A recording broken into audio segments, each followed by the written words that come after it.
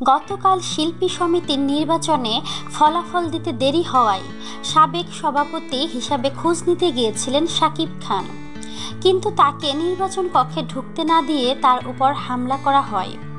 এ হামলা প্রতিবাদ জানিয়ে শাকিব খানের স্ত্রী অপু বিশ্বাস বলেন, শাকিব খান এমন একজন সুপারস্টার যে এদেশের ফিল্ম ইন্ডাস্ট্রির জন্য অকাতরে নিজেকে বিলিয়ে দিয়েছেন।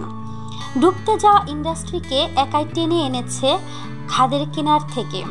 তার জন্য এখনও বাংলাদেশে দর্শকরা আশায় বুক বাঁধে। শাকিব খানকে চাইলেই কি তাকে অসম্মান করা যাবে? অথবা শাকিবের ক্ষতি করে কি ইন্ডাস্ট্রিকে এগিয়ে নেওয়া যাবে? মধ্যরাতে যারা হামলা করতে চেয়েছিলেন তারা কারা? এ সাহস তারা কোথায় পায়? তাদের পেছনে ইন্ধন যোগায় কারা? একজন শিল্পী ও একজন সহকর্মী হিসেবে আমি এর তীব্র নিন্দা জানাই এবং যারা এই ঘটনার জন্ম দিয়েছে তাদের শাস্তি চাই। তো প্রিয় বন্ধুরা, আপনাদের কি মতামত তা কমেন্টের মাধ্যমে আমাদেরকে জানিয়ে দিন। আর অবশ্যই আমাদেরকে লাইক, কমেন্ট, শেয়ার এবং সাবস্ক্রাইব করতে ভুলবেন না।